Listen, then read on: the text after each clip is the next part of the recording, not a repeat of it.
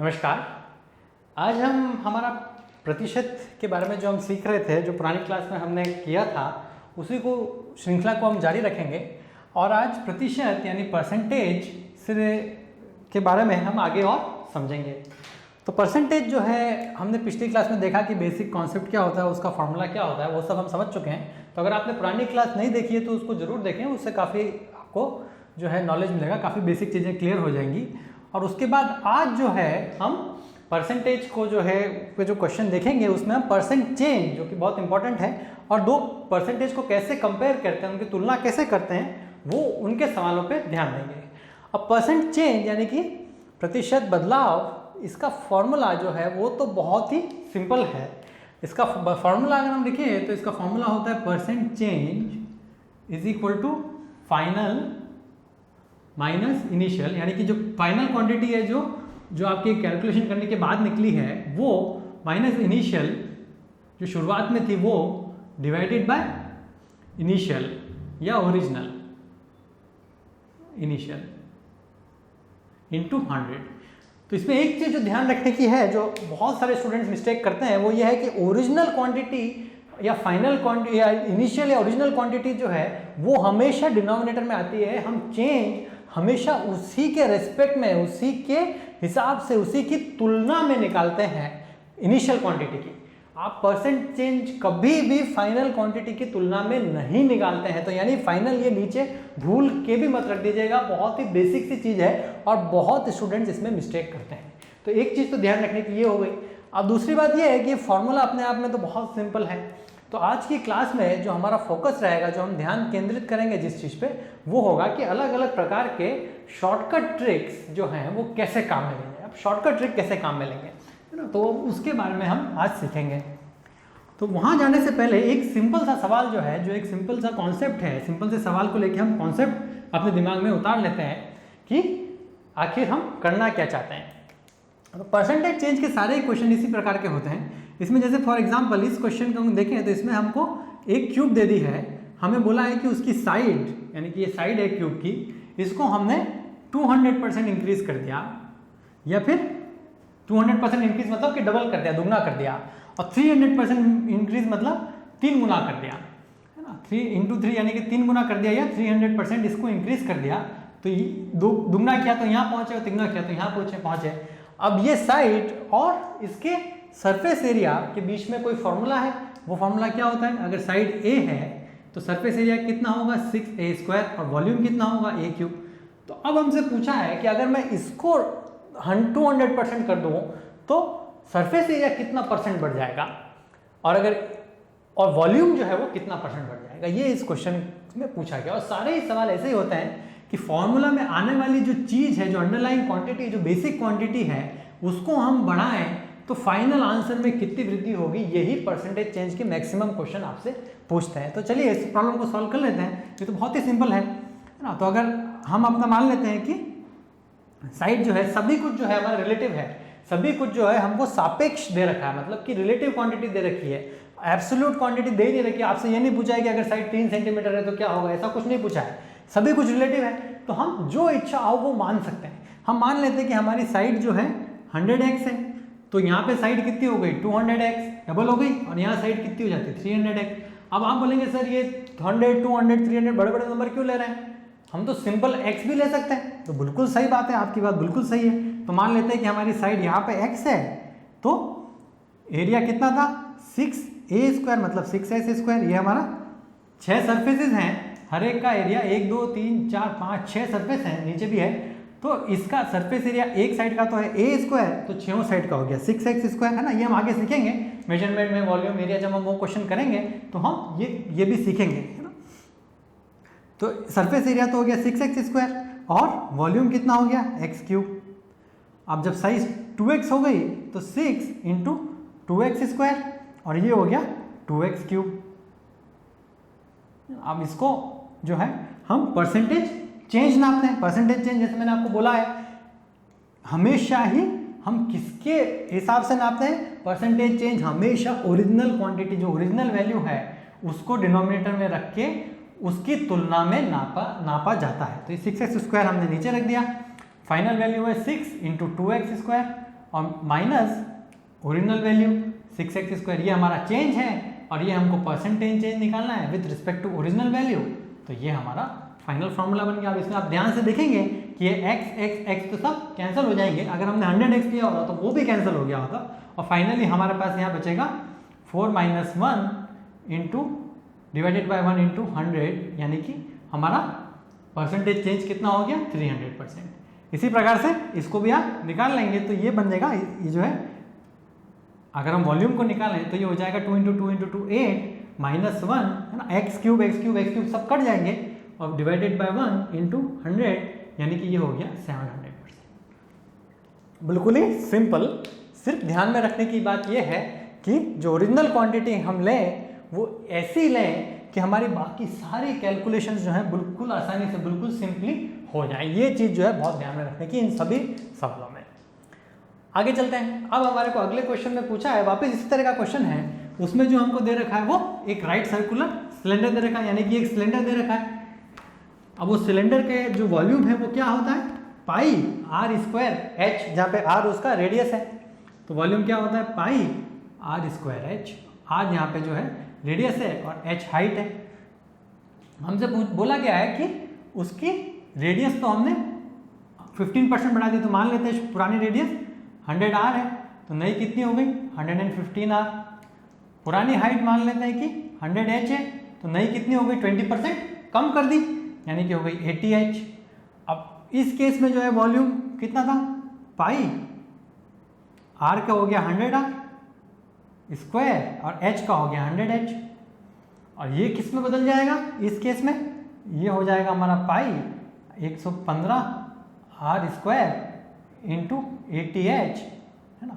ये हमारा final volume हो गया। अब परसेंटेज चेंज क्या होता है, इनिशियल माइनस फाइनल करिए, फाइनल माइनस इनिशियल करिए, उसमें कोई फर्क नहीं पड़ता, अपन इन दोनों का डिफरेंस लेना है, बेसिकली पॉजिटिव साइन लेंगे सिर्फ। और इंपॉर्टेंट चीज ये है कि नीचे क्या आएगा, नीचे हमेशा ओरिजिनल वैल्यू आएगी, यानी कि नीचे तो हम रख देंगे हमारा यही पाई 100r² 100h, और ऊपर आ जाएगा हमारा पाई 115r² इंटू 100h। सॉरी ये 100h नहीं होगा, ये 80h होगा ना, क्योंकि फाइनली हमारे ये हाइट है, ठीक है। माइनस वापिस यही सब इन दोनों का डिफरेंस लेना है, तो ये हो जाएगा पाई 100r² 100h, और ऑफ कोर्स इस सब को हमको मल्टीप्लाई करना पड़ेगा 100 से, क्योंकि हम परसेंटेज निकाल रहे हैं। अब इसमें आप ध्यान से देखेंगे तो ये h r² ये सब कट जाएंगे, और हम इसको फाइनली जो है जब सॉल्व करेंगे, है ना, सब पाई ये कट जाएंगे, और फाइनली जब आप इसको सॉल्व करेंगे तो इसका आंसर आ जाएगा 5.8, क्योंकि ये परसेंटेज है इसलिए ये आ जाएगा 5.8%। 100 यहीं पे कर देंगे आपके, ठीक है ना। तो वापस थोड़ा सा सिंपल क्वेश्चन है, थोड़ा सा कैलकुलेशन भी है इसमें। अब यहाँ से हम चालू करते हैं हमारे ट्रिकी क्वेश्चंस, यानी कि जहाँ पे हमको ट्रिकी तो नहीं कहेंगे, आसान है क्वेश्चन, जहाँ पे लैंग्वेज हमको ध्यान से पढ़नी होगी, और उसी से जो है लैंग्वेज से ही जो क्वेश्चन को ध्यान से पढ़ने के बाद ही जो है हमारा आंसर सीधे ही निकल आएगा। यहाँ हमसे पूछा गया है कि दो बच्चे हैं, एक है कृष्णा और एक है राधा। यहाँ बोला गया Krishna salary is 20% less than Radha. तो क्वेश्चन में हमको दे रखा है कि कंपैरिजन किसके हिसाब से दे रखा है, तुलना किससे कर रहे हैं सारी, राधा से। तो राधा को हम मान लेते हैं 100x, तो कृष्णा की कितनी हो गई 20% लेस, यानी कि इसकी हो गई 80x। अब फाइनल हमसे पूछ रखा है by what percentage Radha salary more than Krishna, मतलब फाइनल में आपको तुलना किससे करनी है, कृष्णा से। शुरू में तो हमने सब कुछ राधा से नापा, अब हमको जो है मोर देन कृष्णा, मतलब कि कंपैरिजन का बेसिस क्या है हमारा, कृष्णा की सैलरी है। तो कृष्णा की सैलरी से सब कुछ तुलना करनी है, तो कृष्णा की सैलरी तो हम यहाँ पे लिख देंगे नीचे, और डिफरेंस कितना, डिफरेंस तो वो का वही रह गया, और चूंकि परसेंटेज निकालना है इसलिए ये यहाँ पे आ जाएगा, तो ये इसका आंसर आ गया 25%। बहुत ही एक और आसानी प्रॉब्लम है, सिवाय इस बस सिर्फ इतना ध्यान रखना है कि लैंग्वेज जो है उसको ध्यान से पढ़े। चलिए अगले क्वेश्चन पे आते हैं। इसमें हमको दे रखा है, ये कह रहे हैं हमको कि ज़्यादा इनकम मुझे किस में मिलेगी, है ना, यानी कि ज़्यादा इनकम तो मुझे उसमें मिलेगी जिसमें कि मेरा टैक्स कम होगा ना। तो ज़्यादा टैक्स किस में है ना, हम सिंपल ये निकालने की कोशिश करते हैं कि इन दोनों में से ज़्यादा टैक्स मेरे को किस केस में मिलेगा ना। इनकम उसके उल्टे, उसके दूसरे केस में ज़्यादा मिल जाएगी। तो ज़्यादा टैक्स मुझे किस में मिलेगा, तो अब आपको टैक्स निकालना है। तो पहले केस में तो हमारे 2000 रुपीज़ में से 200 पे तो टैक्स लगा ही नहीं, और उसके बाद जो है 10% टैक्स लगा, तो ऐसे निकाल लेंगे। दूसरे केस में जो है मेरे 2000 में से 400 पे तो टैक्स लगा ही नहीं ना। ध्यान से पढ़िए, लैंग्वेज देखिए, ध्यान से पढ़िए। और उसके बाद जो है 12% टैक्स लग गया। तो ये इस तरीके से अगर हम निकालेंगे तो यहाँ पे टैक्स कितना लगेगा 800, और यहाँ पे लगेगा 920। ऐसे भी हम इसको सॉल्व कर सकते हैं, है ना। पर जो है ऐसे सॉल्व करने की बजाय हम जो है इसको थोड़ा शॉर्टकट के हिसाब से जो है, थोड़ा शॉर्टकट के हिसाब से इसको सॉल्व करने की कोशिश करते हैं कि सीधा जो है हम लैंग्वेज से ही इसको कैसे सॉल्व कर सकते हैं। अगर हम वो निकालें तो कैसे होगा सर, यहाँ पे 80 रुपये लगेगा और यहाँ पे 12 रुपये लगेगा, है ना। 180 और 112 ये हमारा टैक्स होगा। तो डिफरेंस इन टैक्स कितना हो गया, 12 रुपये का टैक्स हो गया, 12 रुपये का टैक्स हो गया, और टैक्स इस केस में ज़्यादा लग रहा है, यानी इनकम इस केस में ज़्यादा थी ना। तो ये तो जो है सॉल्व करने का थोड़ा लंबा तरीका है। हम इसको बिल्कुल ही आसानी से, यानी लैंग्वेज पढ़ के ही हम कैसे सॉल्व करें वो सीखते हैं।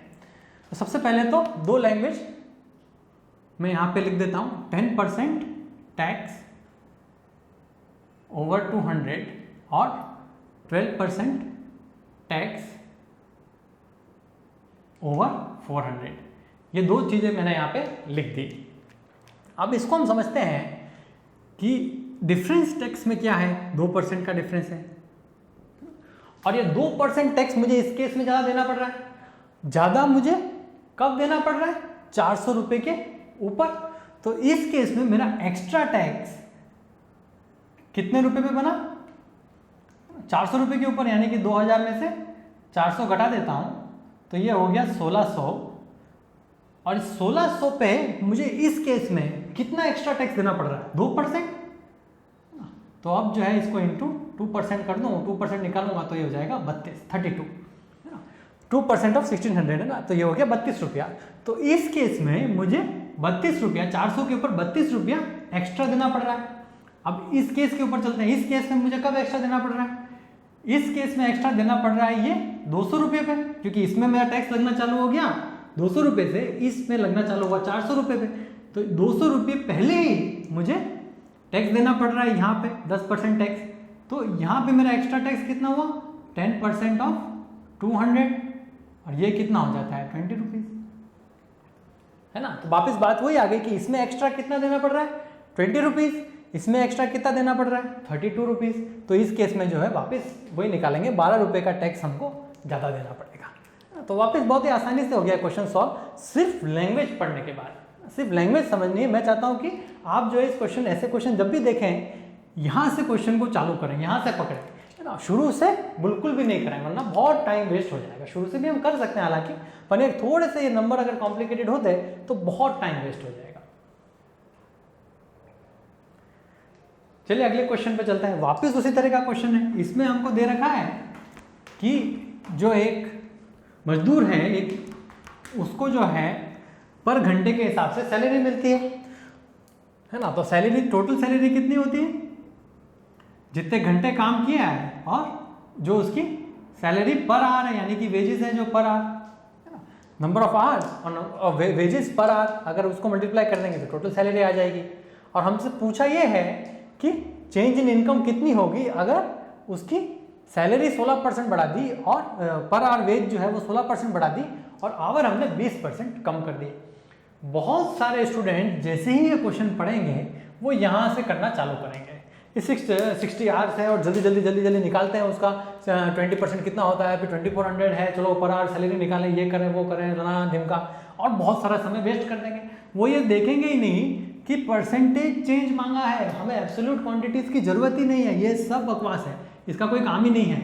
ये सिर्फ आपको मैथमेटिक्स करवाने के लिए वहाँ पे एक लाइन डाल दी है, तो उसको बिल्कुल ही छोड़ दें। ध्यान से देखें कि परसेंटेज चेंज मांगा है। अब परसेंटेज चेंज जब मांगा होता है तो हम हमारी इनिशियल वैल्यूज जो हमें कन्वीनियंट हो, जो हमें अच्छी लगे वो ले सकते हैं। तो हम 100H इसको ले लेते हैं और इसको ले लेते हैं हम 100W। ये तो जो है हमारी आवर्स जो है ये तो हो गया 20% कम, तो ये हो गया 80H, और हमारी तनख्वाह हो गई 16% ज़्यादा, यानी हो गई 116W। अब हमारी फाइनल सैलरी कितनी है? 80H into 116W। ओरिजिनल कितनी है? 100H minus 100 into 100W। और चूंकि परसेंटेज चेंज निकालना है, डिनोमिनेटर में क्या रखेंगे? सब कुछ किसकी तुलना में होगा? ओरिजिनल वैल्यू की। बिल्कुल सही है ना, ये बात अपने दिमाग में एकदम बैठा लीजिए, तो गलती होगी ही नहीं। इंटू 100, और इसको आप अगर सॉल्व करेंगे तो ये आ जाएगा 7.2%। बिल्कुल ही आसान, बिल्कुल भी मुश्किल नहीं है। सिर्फ ध्यान इतना रखना है कि इसमें ध्यान इतना रखना है कि इस लाइन से, पहली लाइन से पढ़ के कंफ्यूज नहीं होना है। अगले क्वेश्चन पे चलते हैं। इसमें जो है इसमें क्वेश्चन आते हैं, न्यूमरेटर बढ़ा दिया, डिनोमिनेटर भी चेंज कर दिया, फाइनल वैल्यू दे दी। तो बताइए ओरिजिनल फ्रैक्शन कितना था? वापस हम हमारा फ्रैक्शन को मान लेंगे n/d। n/d फ्रैक्शन माने या 100n/100d माने, दोनों एक ही बात है ना। ऊपर नीचे 100 से तो मल्टीप्लाई कर ही सकते हैं। 100 से क्यों मल्टीप्लाई कर रहे हैं? इसलिए मल्टीप्लाई कर रहे हैं क्योंकि परसेंटेज चेंज निकालना है, और परसेंटेज जब निकालनी होती है तो 100 से मल्टीप्लाई करने में ही फायदा होता है। तो अब न्यूमरेटर तो हमारा हो गया 200% इंक्रीज, मतलब ये तो हो गया 200n, और डिनोमिनेटर जो है वो हमारा बढ़ गया 360%, यानी कि हो गया 360d। और इसकी वैल्यू हमें दे रखी है कितनी है? 5/12। और इसकी हिसाब से निकालें तो n/d हमारा आ जाएगा 3/4। देखिए यहाँ पे ये 1 है ना, 5/12 जो है 12 करके ये 1 है, ये 0 नहीं होता है, तो ये n/d हो गया 3/4, यानी कि हमारा फ्रैक्शन हो गया 3/4। अब ये जो है वापस थोड़ा सा ट्रिकी तो नहीं कहेंगे, थोड़ा सा मुश्किल तो नहीं कहेंगे, पर लैंग्वेज जो है इस प्रॉब्लम की थोड़ी सी जो है ट्रिकी है। प्रॉब्लम बिल्कुल भी मुश्किल नहीं है। इसको देखिए इस तरीके से हम समझते हैं। इसमें हमको दे रखा है कि हमारी नेट इनकम है, ठीक है, और हमारा जो है टैक्स है। नेट इनकम है, टैक्स है, दोनों को जोड़ देते हैं तो क्या बन जाती है? Gross income. ये हमारी ग्रॉस इनकम होती है। इसमें दो हिस्से होते हैं, एक तो नेट इनकम जो हम घर ले जाते हैं, एक टैक्स है जो गवर्नमेंट ले जाती है। तो ये गवर्नमेंट को दे दिया तो ये हमारे पास घर पे इतनी है, इसको नेट इनकम बोलते हैं। अब इस क्वेश्चन में ये दे रखा है कि अगर हमारा टैक्स 19% बढ़ा दिया तो नेट इनकम जो है 1% कम हो जाती है। यहाँ पे करके देखते हैं, हम कुछ चेंज करते हैं। ग्रॉस इनकम उतनी ही रही, मेरी इनकम नहीं बढ़ी, मेरे को जो कंपनी जो सैलरी देती है वो सेम है। अब मैंने क्या किया कि मेरा टैक्स 100% बढ़ा दिया, यानी कि डबल कर दिया, है ना। 100% इंक्रीज हो गया टैक्स में, 100% बढ़ा दिया तो मेरी, चूंकि अब टोटल सैलरी तो बढ़ा नहीं सकता, टोटल ग्रॉस इनकम तो उतनी है, तो ये कम हो जाएगी, नेट इनकम मेरी कम हो जाएगी। मैंने यहाँ पे टोटल टैक्स जो है वो टैक्स जो है 100% बढ़ा दिया, तो इनकम मेरी कितनी कम हो गई? 25%। 4 में से 1 निकल गया तो 25% कम हो गई। इसका मतलब क्या हुआ? इसका मतलब ये हुआ, क्योंकि ग्रॉस सैलरी सेम है, इसका मतलब ये हुआ कि 100% ऑफ टैक्स, यानी कि टैक्स का जो 100% है और जो इनकम का, जो नेट इनकम का 25% है, वो दोनों बराबर होने चाहिए, है ना। हमने यहाँ पे ये समझा। वही चीज यहाँ भी देख लेते हैं, तो यहाँ भी यही मतलब हुआ कि 19% of tax should be equal to 1% of income, यानी कि हम टैक्स को अगर टी लिख दें तो 19t should be equal to 1i, अगर इनकम को i लिख देते हैं। तो ये फॉर्मूला जो है हमको ये पढ़ के सीधा ही हमारे दिमाग में आ जाना चाहिए। अगर नहीं आया तो थोड़ा सा पीछे चलते हैं वापस, है ना। 19t is equal to 1i, ये जो है हमको प्रॉब्लम पढ़ के आ जाना चाहिए। पर अगर नहीं आया और समझ में नहीं आ रहा है खासकर, तो इसको एक और तरीके से लिखते हैं। देखिए ग्रॉस इनकम तो हमको पता ही है कि टोटल जो नेट इनकम है और टैक्स के बराबर होती है, वो हमारी होती है ग्रॉस इनकम। तो ग्रॉस इनकम जी, है ना, ये किसके बराबर होती है? Tax plus income. अब टैक्स को हम मान लेते हैं 100t और इनकम को मान लेते हैं 100 है, मेरी जो इच्छा मान सकता हूँ, कोई मना ही नहीं। तो टैक्स तो मेरा कितना हो गया? 119t, और फाइनल मेरा जो है वो कितनी हुई? Income 99 I.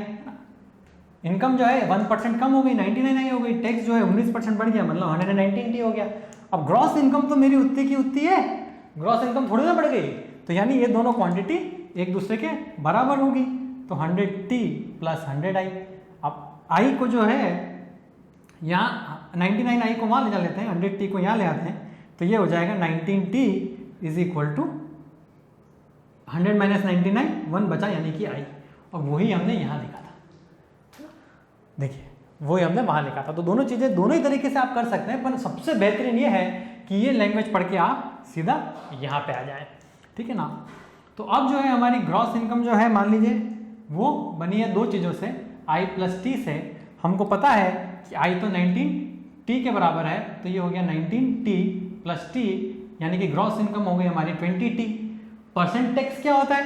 Tax divided by gross income into 100, ये हमारा परसेंट टैक्स है। तो टैक्स तो हमारा T था, ग्रॉस इनकम हमारी होगी 20T इंटू 100, T कट जाएगा और हमारा आंसर आ गया 5%। बिल्कुल ही आसान, बिल्कुल भी मुश्किल नहीं है।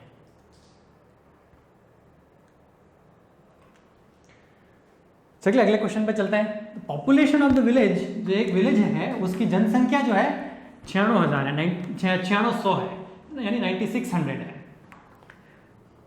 9600।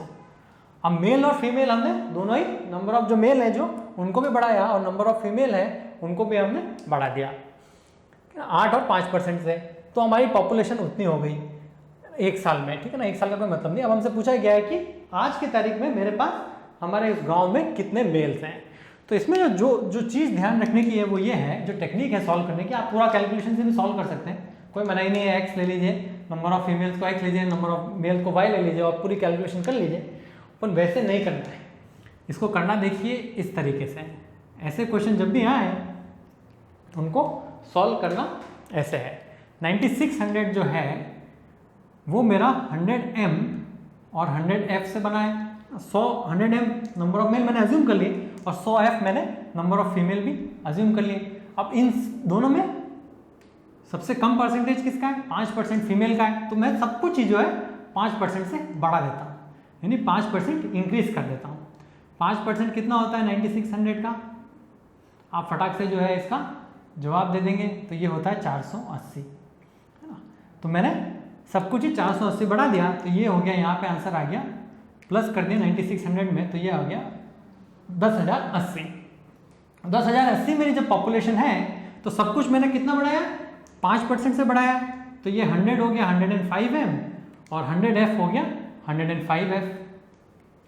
बिल्कुल ही सिंपल है, यहाँ तक तो समझ में आ गया। पर अब एक्चुअल में हुआ क्या? एक्चुअल में ये हुआ कि मेरी पॉपुलेशन तो हो गई 10,272, और ये जब 10,272 होती है पॉपुलेशन, तो उसमें जो है ये मेरा होता है 108M, यानी कि नंबर ऑफ मेल तो मेरे 8% से बढ़े हुए हैं और नंबर ऑफ फीमेल मेरी 105F ही रहती, क्योंकि फीमेल 105% से बढ़ी है। इन दोनों के बीच में हम डिफरेंस निकालते हैं। लास्ट क्लास में हमने सीखा था कि रिलेटिव क्वांटिटीज, सापेक्ष क्वांटिटीज के बीच में हम सापेक्ष वैल्यूज के बीच में डिफरेंस निकाल सकते हैं। तो चलिए इन दोनों के बीच में डिफरेंस निकालते हैं। डिफरेंस निकालेंगे तो ये आएगा 192 इन दोनों के बीच में डिफरेंस है पॉपुलेशन के बीच में। पर ये 192 डिफरेंस आ कहाँ से रहा है? फीमेल तो सेम ही है, 105F है दोनों में, डिफरेंस कहाँ से आ रहा है? मेल्स की वजह से।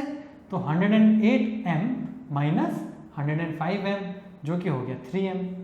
तो ये 192 का डिफरेंस हमारे मेल्स की वजह से आ रहा है, यानी कि 3M जो डिफरेंस है मेल में उसकी वजह से आ रहा है।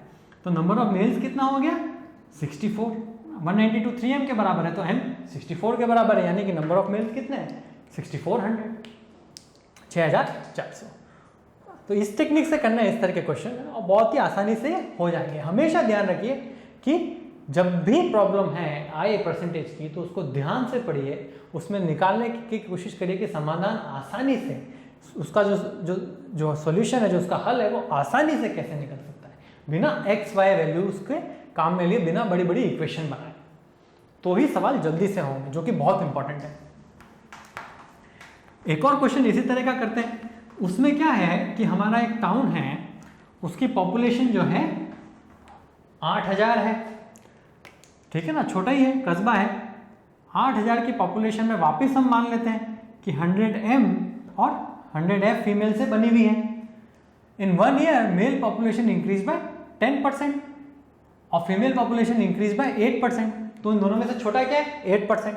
तो हम सारी की सारी पॉपुलेशन को 8% से बढ़ा देंगे, है ना। हम सारी पॉपुलेशन को 8% से बढ़ा देते हैं।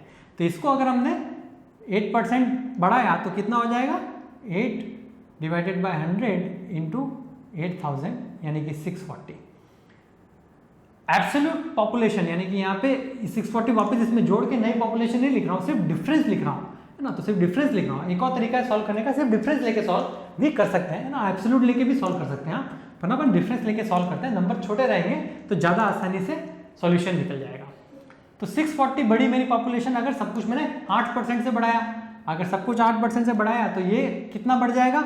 100m हो जाए, 108m हो जाएगा, 108m हो जाएगा, यानी कि ये 8m से बढ़ गया। उसी तरीके से फीमेल भी मेरी 8% बढ़ जाएगी, यानी कि ये 8f हो जाएगी। सब कुछ 8% से बढ़ गया। पर हुआ यूँ नहीं, एक्चुअल में हुआ क्या? हुआ ये कि हमारी पॉपुलेशन हमारी एक्चुअल में 9% से बढ़ी, मतलब कि 720 बढ़ी। और ये जब 720 बढ़ी तो मेल कितने बढ़े? 10m हो गए। 10% से मेल बढ़ गए, तो 10% 100m का कितना होता है? 10m। और फीमेल 8% से बढ़े यानी 8m। तो एक्स्ट्रा कितने थे? यहाँ और यहाँ की अब तुलना करेंगे आपस में, तो इन दोनों में एक्स्ट्रा कितने हैं? 80। जो 80 है पॉपुलेशन का डिफरेंस, ये किसकी वजह से आ रहा है? ये आ रहा है इस 2m की वजह से। यहाँ 8m है, यहाँ 10m है, यानी कि 2m जो है वो 80 का डिफरेंस प्रोड्यूस कर रहा है। फीमेल तो जो है दोनों में सेम है, तो 2m जो 80 का डिफरेंस प्रोड्यूस कर रहा है, तो m कितना हो गया? 40। अब m की वैल्यू यहाँ 40 रख देंगे, तो पॉपुलेशन हमारी कितनी हो गई शुरुआत में? 4000। बिल्कुल ही बहुत ही आसानी से, एकदम इजीली हमने प्रॉब्लम सॉल्व कर ली बिना एक भी टफ कैलकुलेशन के। अब हम लास्ट क्वेश्चन करते हैं। ये लास्ट क्वेश्चन में जो है हमको देखना है कि इसको जो है सॉल्व करने के लिए थोड़ी सी इसमें जो है हमको एक चीज़ का ध्यान रखना पड़ेगा, जो हमने पुरानी क्लास में सीखा है। इसके पहले वाली क्लास में मैंने आपको सिखाया है। अगर आपने वो क्लास नहीं देखी है तो ज़रूर देखें, है ना। मैंने आपको पहले भी कहा वो क्लास ज़रूर देखें। तो इसमें जो है दो तरह के हमारे पास क्वांटिटी होती है। एक हमारे पास होती है रिलेटिव क्वांटिटी, एक हमारे पास होती है एब्सोल्यूट क्वांटिटी। तो ये तो हमारा रिलेटिव क्वांटिटी का स्केल है, जो कि 0 से 100x तक जा रहा है, x मान लेते हैं। और एक हमारा एक्चुअल का स्केल है, जो एक्चुअल मार्क्स का स्केल है ना। ये हमारे एक्चुअल मार्क्स हैं, और एक्चुअल मार्क्स हमारे जा रहे हैं 0 से लेके कितने तक हमको नहीं पता, पर कुछ वैल्यू है वहाँ भी, और हमको वही निकालने हैं, मैक्सिमम मार्क्स निकालना है, ठीक है ना। तो दो अलग अलग अपने दिमाग में ऐसा बनाई है कि दो अलग अलग ही जो है स्केल हैं। एक रिलेटिव स्केल है, एक एब्सोल्यूट स्केल है, और आधी क्वांटिटी हमको इधर दे रखी है, आधी क्वांटिटी उधर दे रखी है। और वही जो है इस क्वेश्चन का कंफ्यूज करने का तरीका है। तो अब हम इसको सॉल्व करते हैं। 30% मार्क्स अगर उसके आते हैं, यानी कि 30% 100x का कितना हुआ? 30x। ये पासिंग मार्क्स की लाइन है, तो वो पासिंग मार्क्स से कितना पीछे रह जाता है? 5x पीछे रह जाता है। अगर उसके मार्क्स 40x आते हैं, यानी कि 40%, यानी कि 40x आते हैं, तो उसके 10 नंबर जो है ज़्यादा आ जाते हैं, या x नहीं है सॉरी, तो वो 10 नंबर पासिंग से ज़्यादा ले लेता है। तो ये जो है हमको क्वेश्चन में दे रखा है। ये एब्सोल्यूट मार्क्स है, ये रिलेटिव मार्क्स है, ये परसेंटेज में दे रखे हैं। इन दोनों का डिफरेंस कितना होगा? इन दोनों का डिफरेंस हो गया 30 - 40 10x। और ये 10x डिफरेंस जब यहाँ पे होता है तो यहाँ डिफरेंस कितना हो जाता है? 15। बिल्कुल सही है ना। तो यहाँ 10x का डिफरेंस वहाँ 15 के बराबर हो जाता है। तो इसका मतलब x हमारा कितना हो गया? 1.5। यानी कि यहाँ से मुझे वहाँ कभी भी जाना हो तो मुझे इंटू 1.5 करना पड़ेगा, और वहाँ से मुझे इस तरफ कभी भी आना हो तो मुझे डिवाइडेड बाय 1.5 करना पड़ेगा। ये डिवीजन का साइन है ना। तो डिवाइड कर दूंगा एब्सोल्यूट क्वांटिटी को 1.5 से तो परसेंटेज निकल आएगा, और परसेंटेज को 1.5 से मल्टीप्लाई कर दूंगा तो एब्सोल्यूट क्वांटिटी निकल आएगी। यही यहाँ पे ट्रिक है। चलिए अब सब चीज़ों की एब्सोल्यूट क्वांटिटी निकालने की कोशिश करते हैं। सबसे पहले जो है ये निकालते हैं कि मैक्सिमम मार्क्स कितने होंगे। 100x है तो मैक्सिमम मार्क्स कितने हो जाएंगे? 100 इंटू 1.5 यानी कि 150, है ना। मैक्सिमम मार्क्स हो जाएंगे 150। अब ये निकालते हैं कि यहाँ पे पासिंग मार्क्स कितने, हमसे पूछा पासिंग परसेंट है, पर पहले जो है हम पासिंग मार्क्स निकालने की कोशिश करते हैं। तो पासिंग मार्क्स निकालेंगे तो सबसे पहले ये निकालिए कि 30x को 1.5 से मल्टीप्लाई करें तो ये एब्सोल्यूट मार्क्स कितने आए। 30x का मतलब ये 30% का मतलब ये कि कितने नंबर आए उसके आए 1 to 1.5 यानी कि 45, और 45 में तो वो 5 नंबर से फेल हो गया, तो पासिंग मार्क्स कितने रहे होंगे 50। अब 50 को हम उधर ले जाते हैं यानी कि डिवाइडेड बाय 1.5 कर देते हैं, तो 50 डिवाइडेड बाय 1.5 करते हैं और इसको निकालेंगे आप तो ये आ जाएगा 33.3x, यानी कि हमारा पासिंग परसेंटेज कितना है 33.3।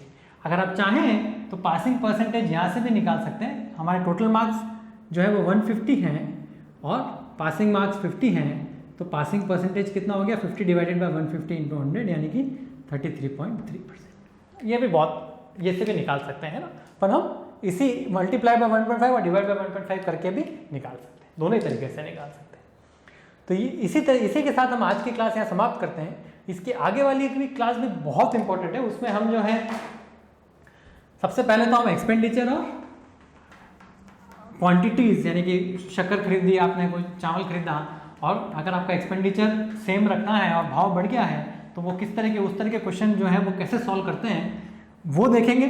और फिर हम उसके बाद जो है सेल्समैन से रिलेटेड प्रॉब्लम यानी बोनस, सैलरी और उनके क्वेश्चन देखेंगे। ये क्वेश्चन भी बहुत बहुत इंपॉर्टेंट है, सारे एग्जाम में पूछे ही जाते हैं, निश्चित ही है आएंगे इस तरह के क्वेश्चन। तो हमारे चैनल को जरूर सब्सक्राइब करें, अगर आपको ये वीडियो सुननी है तो पक्के से सब्सक्राइब करें और नोटिफिकेशन जरूर से एनेबल करें। आपको कोई सवाल हो तो नीचे कॉमेंट में लिख के पूछ सकते हैं, मैं जरूर से जवाब देने की कोशिश करूँगा। Thank you.